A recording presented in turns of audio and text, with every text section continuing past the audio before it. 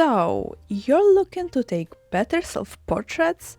Well, I'm pretty confident in saying that you are in the right place, because these are just some of my works. I know how frustrating it can be to constantly ask your friends or partner to take pictures of you, only to end up with not the best result. We've all been there. The pain is real. So give your friends and partner a break and take matters into your own hands. Literally. There's some basic knowledge out there about most of the topics I'll cover today, but I don't see the point in repeating everything that's already been said. So go and check that out if you need to. I don't want to be like that one teacher who once told me, keep it simple, after I explained him my huge groundbreaking artistic vision. I'm not the person. I believe the experimental process is one of the most important and defining phases an artist can go through. So I won't just tell you do this and that. Instead, I'll suggest solutions and share some insights that might not be so obvious. Hopefully. First things first, lighting. And no. I don't want to hear any yapping how boring and technical it is. Babe, lighting is your best friend. Lighting in photography is everything. Well, almost everything. There's also composition, perspective, emotions and color, which in fact are the results of lighting, because colors only exist because of light. What we see as color is just light and bouncing off surfaces.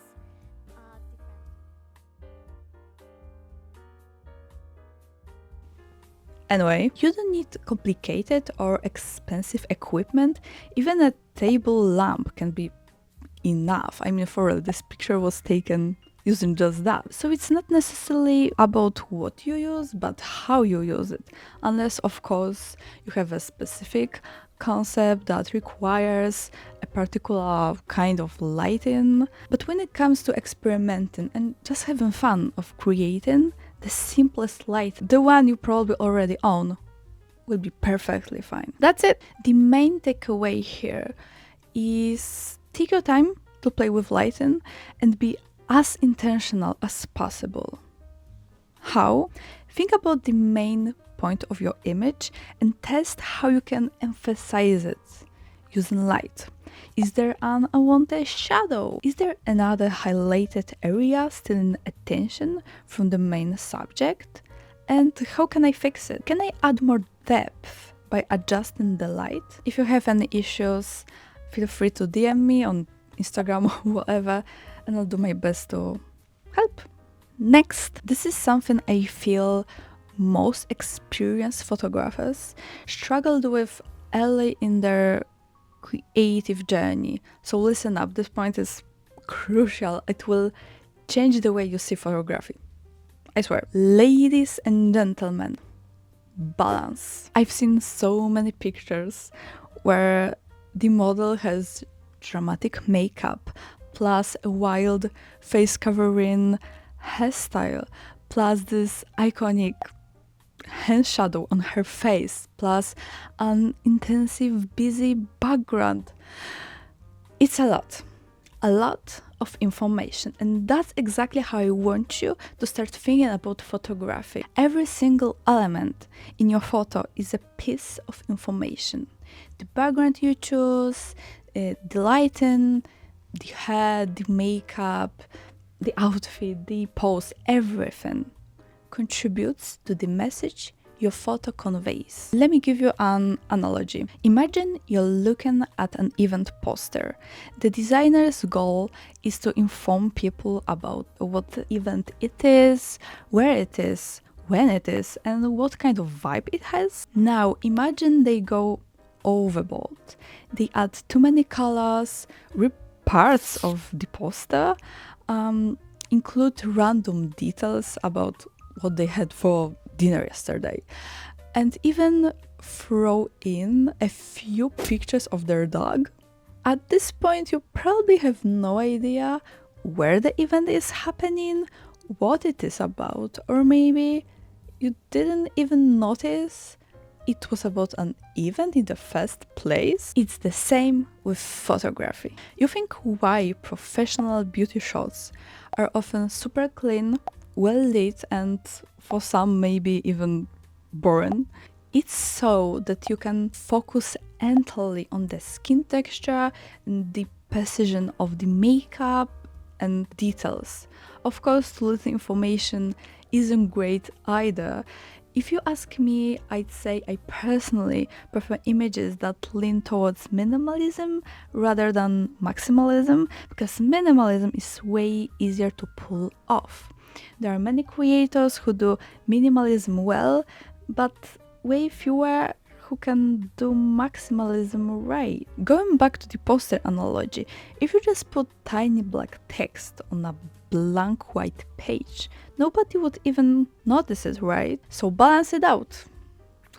That's my version of keep it simple. And finally, posing and self-awareness. So you've got the lighting and balanced concept. What now? How do you pose, especially when there's no photographer or movement director guiding you? Become aware of your face and body. Most of us has a good side we unconsciously favor in photos. For me, it's my left side, and you can really see it in pictures. What's even funnier, I do it unconsciously.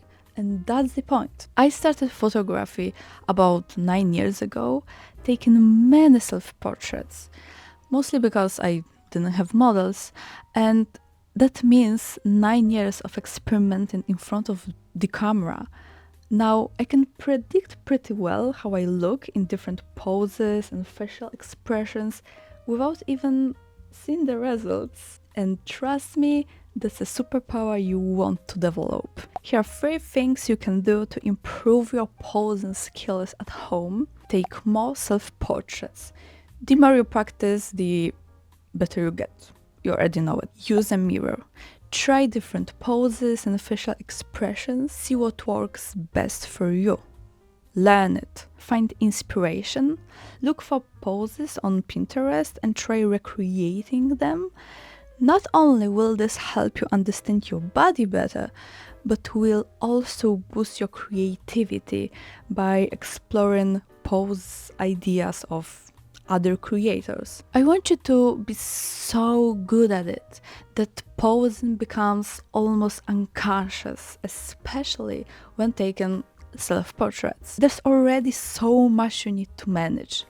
Lighting, background, outfit, camera/phone. Now imagine not having to worry about posing on top of all that mess because you've trained yourself so well. One more thing, one more suggestion from me.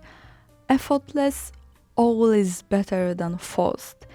This is of course just my personal opinion, but I've seen it countless times during my photo shoots when a model wasn't comfortable in a pose. It usually showed.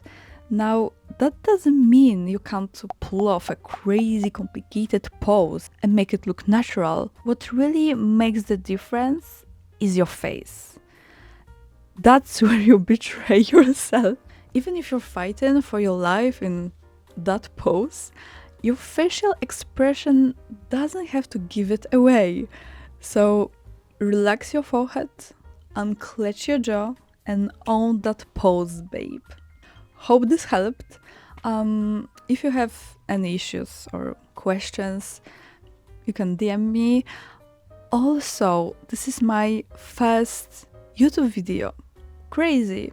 I've got a few more ideas lined up, so follow. You don't follow on YouTube. Subscribe. And see you soon.